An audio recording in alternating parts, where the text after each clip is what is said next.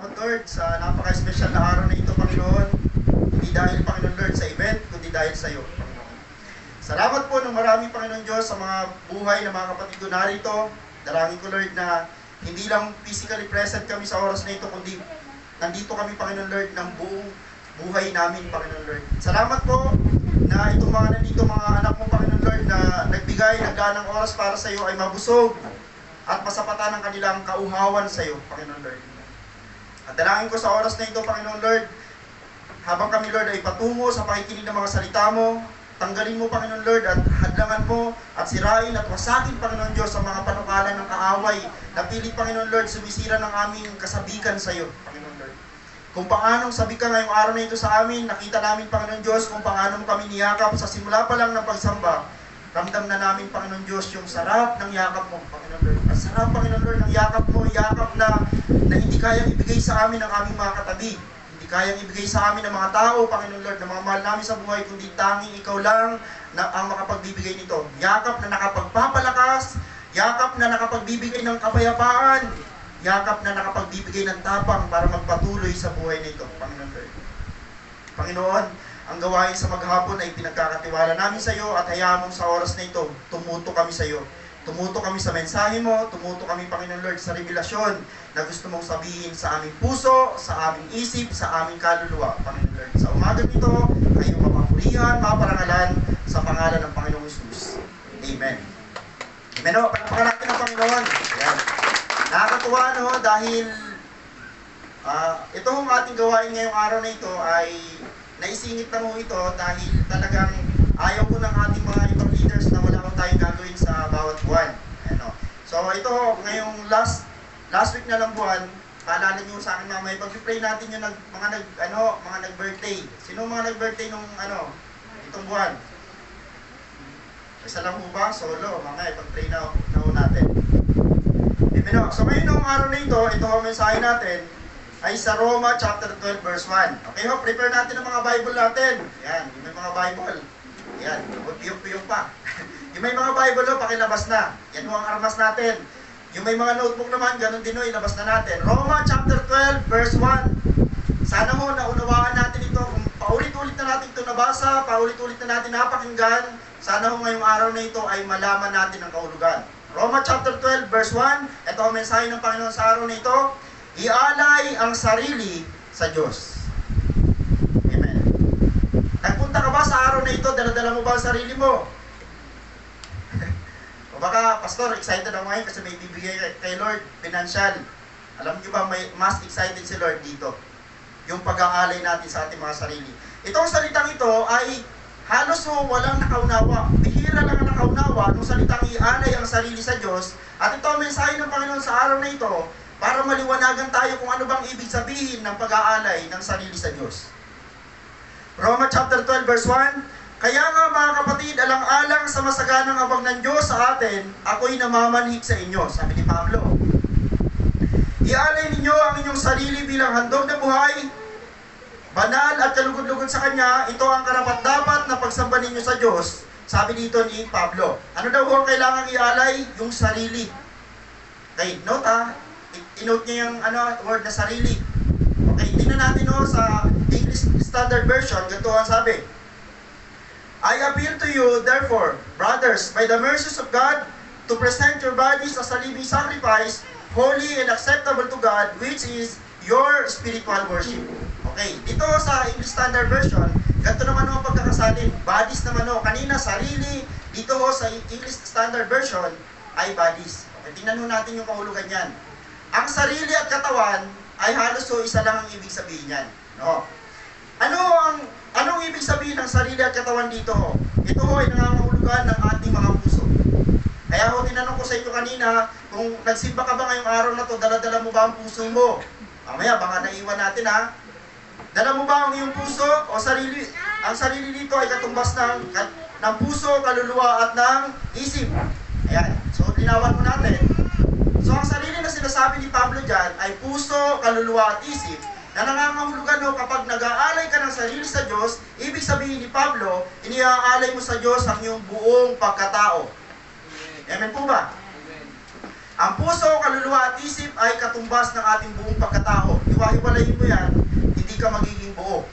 Kaya dapat ho, pag pupunta ka ng simbahan, dala mo yung puso. Siyempre ho, nandito dapat ang kaluluwa, wala kung saan-saan, at higit sa lahat yung ating isip, para ho may alay natin sa Diyos ang ating buong pagkatao.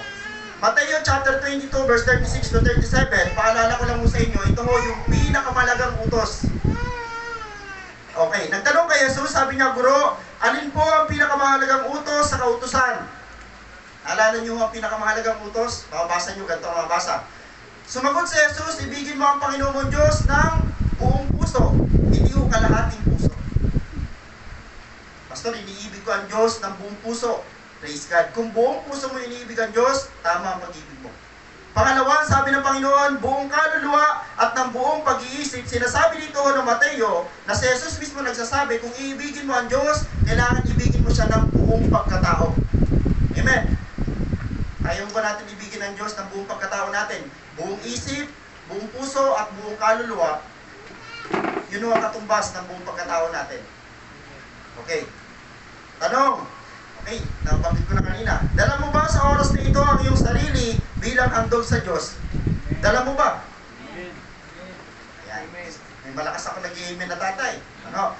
Sabi dito, dala mo bang sa oras na ito ang iyong sarili bilang handog sa Diyos? Yung sarili dyan ho, ang buong pagkatao mo ay dala-dala mo ba? Dahil may mga tao ho, baka naman, you are physically present but mentally absent. Yan ho, tinatak talaga sa akin ng teacher ko. Nung grade 5 ako, tinatak sa akin ng teacher, alam nyo kung bakit napakaraming estudyante ang hindi natututo? Physically present but mentally absent. Sa simbahan, ganun din. Baka ang dami natin ngayon sa oras na ito, andito yung mga katawan nyo, baka wala naman ang mga isip nyo.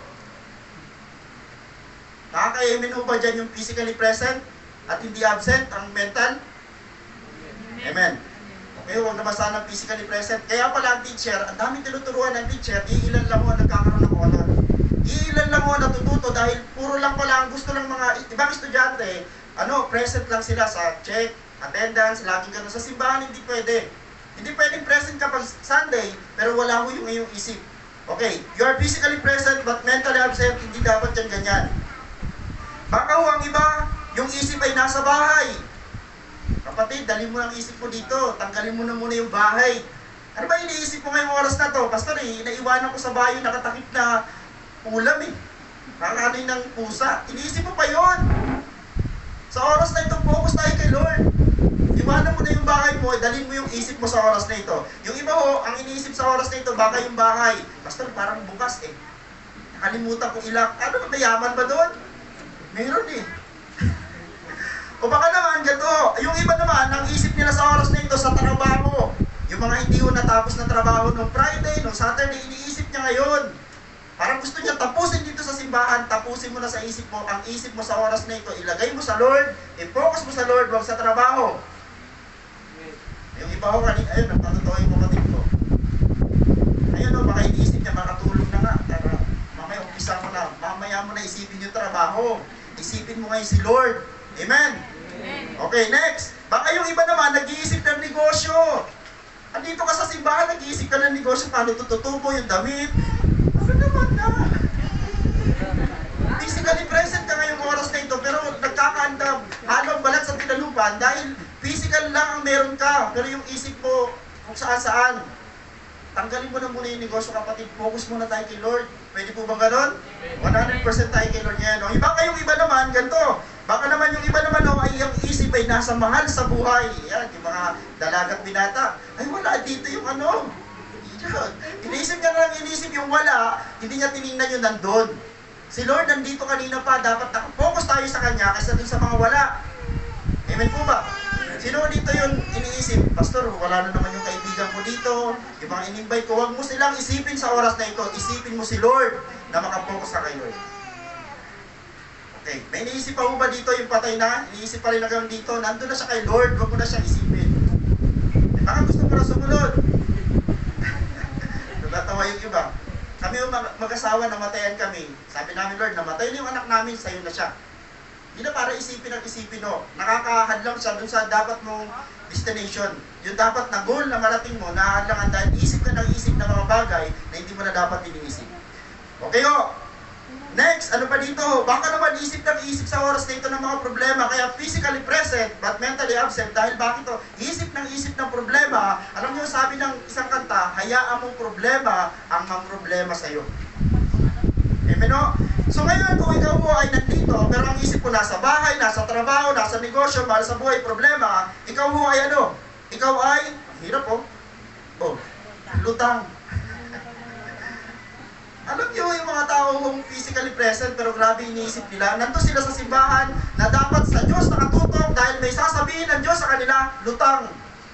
At kapag ikaw ay lutang, ikaw ay kulang. Pag sinabi mo amen, sasabihin niyan, ha?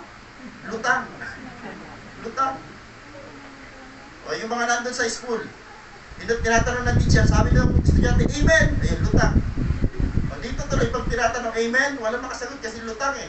Iniisip niya yung sinaing, pagkain, huwag niyo isipin, sabi ni Timayla kanina, huwag niyo muna hong isipin yung mga cheering natin, hayaan niyo yung palaro na yan, mamaya na natin isipin mo yung sasabihin sa'yo ng Diyos ngayong araw na to. Alam niyo yung mga sabik sa Diyos, hindi papayag na hindi niya mapakinggan ang salita ng Diyos dahil alam niya may sasabihin sa kanya ang Diyos. Sana ganun tayo lagi, sabik tayo pag Sunday. Kaya lang, pastor, lagi na lang mukha mo nakikita namin. Kaya papalitan ko na to. Kung pwede lang ang pastor lagi araw, iba-iba lang mukha pag linggo, pwede sana. Kaya lang, ito na talaga, tanggapin niyo lang. Lutang, dahil lutang kulang. Kung dinala mo sa oras na ito ang sarili mo, dalhin mo ng buong pagkatao mo. Amen o ba? Prepare na mo ba kayo sa mensahe ng Panginoon? Amen. Ito ang mensahe ng Panginoon. Filipos chapter 4 verse 6, sabi dito, huwag kayong mabalisa tungkol sa anumang mga bagay. Okay. May problema ka, hayaan mo yung problema mo. Huwag mo na muna siyang isipin. May babayarin ka, hayaan mo yung babayarin mo, huwag mo siyang isipin. Dahil nandito ka sa simbahan, isipin mo yung sasabihin sa iyo ng Diyos. Huwag kayong mabalisa tungkol sa anumang bagay dahil may malaking sagot ang Diyos. Bakit to? Sabi dito, sa halip ay hingin ninyo sa Diyos. Kapag may Diyos ka, hindi ka dapat na mabalisa. Pastor, nababalisa ako. Tandaan mo at huwag mong kakalimutan, may Diyos ka na pwede mong hingan sa pamagitan ng panalangin. Pastor, may problema ako kung alam mo lang. Hindi ko alam, pero alam ng Diyos. Sa halip, hingin ninyo sa Diyos ang lahat ng inyong kailangan sa pamamagitan ng panalangin, may pasasalamat. Tayo na ho ang pinakamapalad na tao sa sanlibutan. Bakit ho? Bilang mga anak ng Diyos, may problema, may suliranin, may balisa, pero may Diyos tayo na kayang sumulusyon ng lahat. Amen po ba? Okay, nakaka-amen na ho ang marami. Kasi bakit? Andito na yung isip. Wala na sa bahay, wala na sa negosyo, andito na. Pagpapalain kayo ni Lord kasi nilagay nyo na ngayon sa oras na ito. Yung mga antok pa ho dyan, dalhin nyo na dito, dito ka na matulog. Harap ni Lord. Okay. Mateo chapter 6 verse 34, kaya huwag ninyong ikabahala para sa araw ng bukas.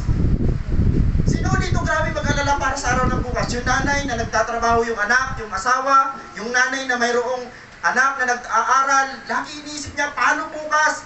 Hindi ko alam kung buhay ka pa eh. Tama? Yung mga nagtatrabaho, ganun lagi iniisip, bukas ano kaya, lagi nila iniisip yung araw ng bukas, kaya kung pagod na sila ngayong araw na to, mas pagod pa sila dahil yung para sa araw ng bukas, tinatrabaho na nila ngayon. Ang sabi ng Panginoon, tingnan nyo ang karugtong, sabi dito, saka na ninyo harapin kapag ito'y dumating. Kasi minsan hindi na darating. Ang sabi sa Santiago, saka nyo na isipin, huwag kayong magyabang na nagsasabi, may plano ako dito, may plano ako dito, bukas mayroon kami gagawin dito, hindi mo nga alam, sabi ni Santiago, kung buhay ka pa. Ngayon kung buhay ka pa, harapin mo. Amen? Kung mayroon kang pinoproblema sa araw ng bukas, bukas mo na harapin, tumuto ka ngayon kayo. Amen? Roma chapter 6 verse 13, ganito ang sabi, huwag ninyong ipailalim sa kapangyarihan ng kasalanan ng alimang bahagi ng inyong katawan bilang kasangkapan ng kasamaan. Sa halip, pasako kayo sa Diyos bilang mga taong namatay at muling binuhay at ihandog sa Kanya ang buo ninyong pagkatao bilang kasangkapan ng katuwiran. Mga born again na tayo mga kapatid. Dati tayong patay spiritual. Alam niyo yung patay spiritual? Kausapin mo siya sa mensahe o salita ng Diyos, wala siyang kare-reaksyon. Hindi siya nauuhaw, hindi siya nagre-response. Bakit o? Patay siya spiritual. Pero dahil mga anak tayo ng Diyos na dating patay, binuhay, nakakapag-amen tayo. Bakit? Buhay ka na kapatid. Mula sa pagiging patay spiritual, binuhay tayo ng Diyos. Bakit o? Gusto niyang gamitin niya tayo may dilim. Kaya balikan ko lang o, ialay ang sarili sa Diyos. Ialay. Buong buhay, buong pagkatao natin, ialay natin sa Panginoon. Roma chapter 12 verse 1, tingnan natin yung context po nito. Ito ang sabi. Sabi dito, Roma chapter 12 verse 1, how should we respond to God's great mercy to us? Kung paano daw tutugon tayo sa awa o habag ng Diyos. Kaya pala sinulat ni Pablo, ang Roma chapter 12 verse 1, tinuruan niya tayo dito kung paano tutugon sa sobrang namang habag ng Diyos sa atin. Sabi dito, ito ay pakiusap ni Pablo sa mga mananampalataya. Ito ay pakiusap ni Pablo sa mga taga-Roma na pakiusap ni Pablo sa atin sa oras na ito. Isipin nyo, si Pablo nakikiusap sa atin, ito ang pakiusap niya. Kaya nga mga kapatid, alang-alang sa masaganang habag ng Diyos sa atin, ako'y namamanig sa inyo. Ako'y nakikiusap sa inyo. Ialay ninyo ang inyong sarili bilang handog na buhay, banal at kalugod-lugod sa Kanya. Ito ang karapat-dapat na pagsamba ninyo sa Diyos. Kapatid, hindi nakatingin ang Diyos sa bulsa natin. Pastor, hindi ako makapagsimba dahil wala akong maibigay sa church, wala akong maibigay para sa church building, kaya po ako hindi nagsisimba. Hindi yun ang tinitingnan ni Lord. Sapat na nadalhin mo yung buong pagkatao mo sa simbahan, yun ang pinakahandog na hinihintay ng Diyos sa'yo. Kaya nga ulitin ko sa inyo, kapag excited ka, nahaharap lagi sa Panginoon, sapat na yon. At sabi ng Panginoon, ito yung anak ko, buong binibigay ang buhay para sa akin, sobrang blessed na ang Diyos. Bakit to? Binigay mo sa Kanya, nararapat sa Kanya. Yung buong buhay mo. Roma chapter 12 verse 1, balikan natin. Nagtuturo ito ng tamang pamumuhay ng isang Kristiyanong tumanggap kay Jesus. Tamang tugon ng paghahandog ng isang taong tumanggap ng sobra-sobrang habag mula sa Diyos. Okay. Pinapaalala dito ni Pablo, sa Roma chapter 12 verse 1, pinapaalala dito ni Pablo ang luma at bagong tipan ng paghahandog sa dambana. Ano ang sabi dito? Sa lumang tipan ng panahon ni Moses, ano ang klase ng paghahandog? Ito talagang grabe nakakapagod. Kung ako si Moses nung panahon, talagang ako na ang pinakapagod na tao. Once a year ba naman naghahandog ang lahat ng mga Israelita ng buhay na handog. Ito sabi, mga dugo ng buhay na hayop na pinapatay ang inihahandog sa dambana. Pag malaking kasalanan, malaking paghandog. Pag kaunti ang kasalanan o maliit ang kasalanan, may maliit kang handog na dala. Pero dapat buhay.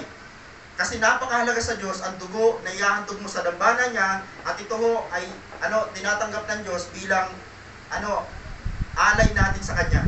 Alam niyo ang dugo ng panahon, ang dugo ng toro, baka at saka tupa ay panghaliliho sa pagka ito ay naibigay sa dambana, yung kasalanan mo sa loob ng isang taon ay hindi mo na-wash out kundi natakpan ng isang taon.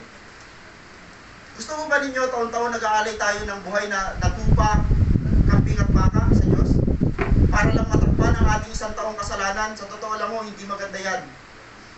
Una, wala tayong pambili ng baka. Magkano baka ngayon? Pababaan natin. Wala tayong pambili ng tupa. Mahal din ng tupa. Pastor, kaya ko nang bumili ng kambing. Ay, yung iba, kaya ho namin, sabi ng iba, bato-bato. Ang pinakamura na panghandog sa Diyos ay bato-bato.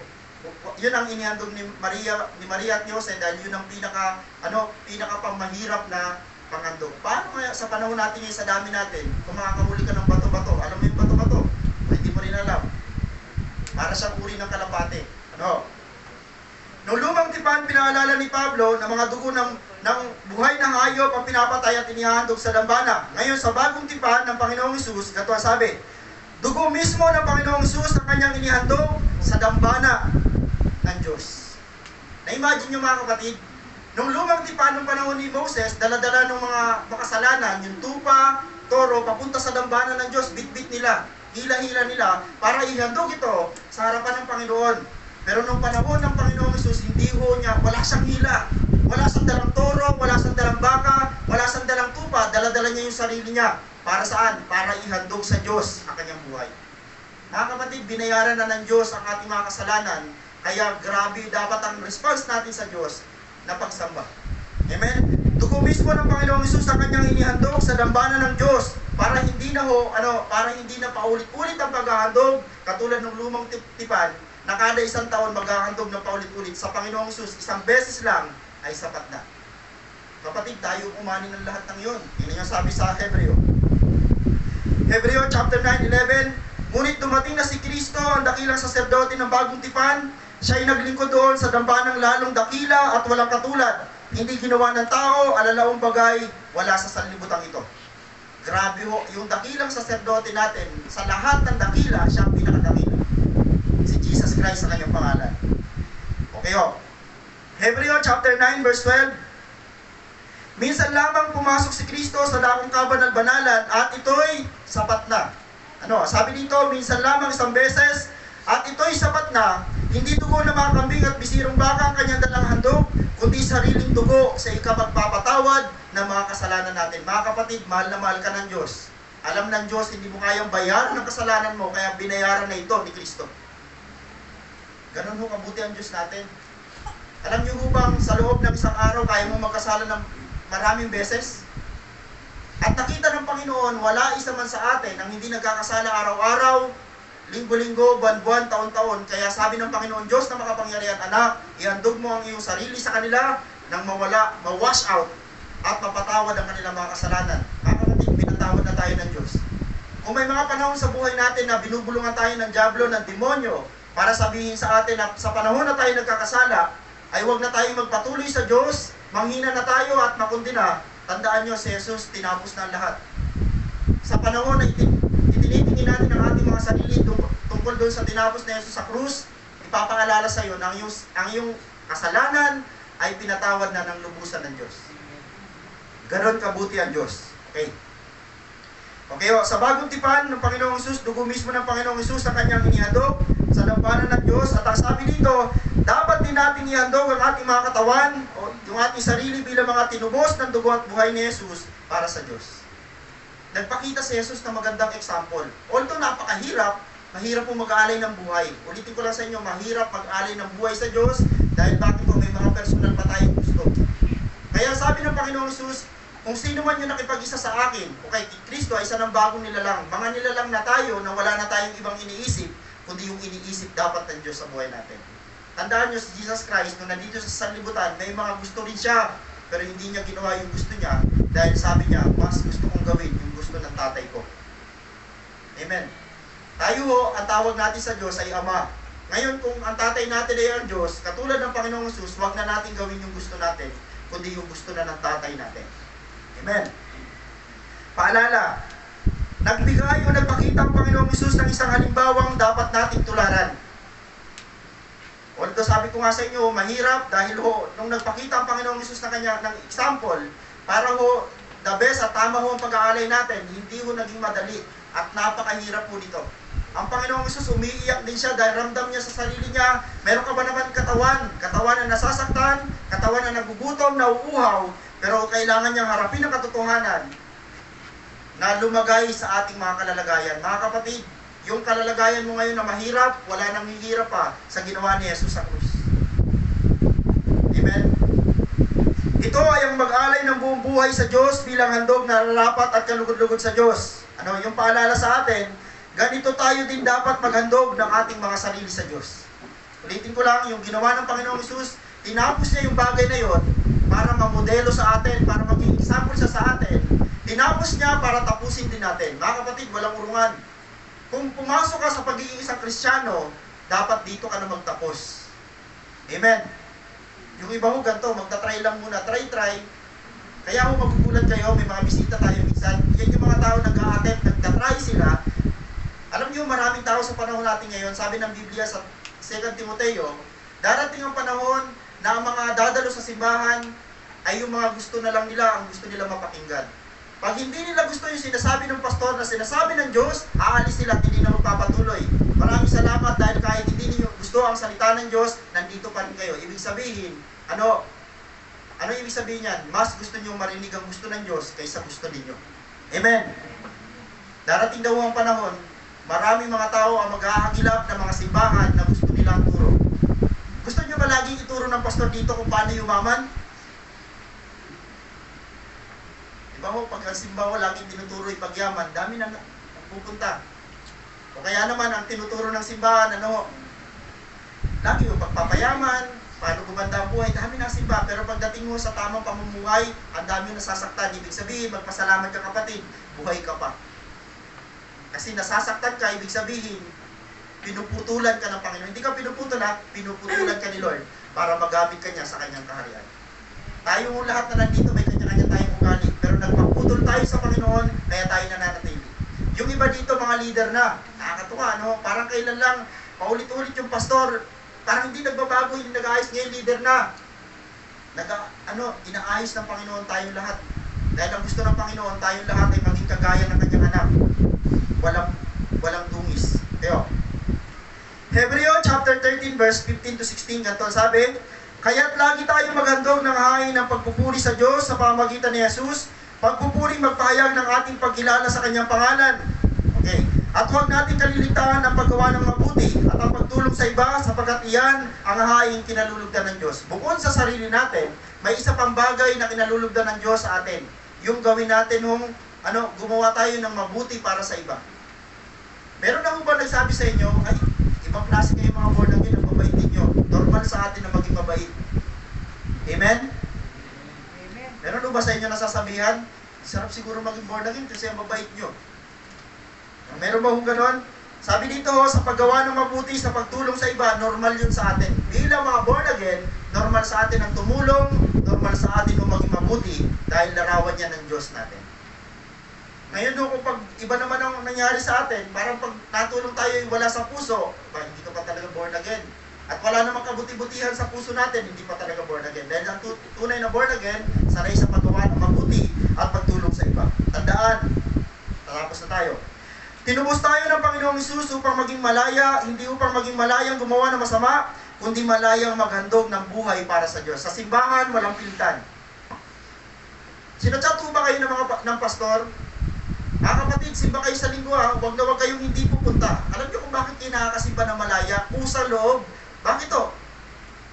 Naramdaman niyo sa sarili niyo kung gaano katindi yung pag-ibig sa inyo ng Diyos. Isakripisyo ba naman ng Panginoong Hesus sa kanyang buhay para sa iyo? Ano ang response natin? Lord, pag may gawain, pupunta ako. Kasi ikaw to eh.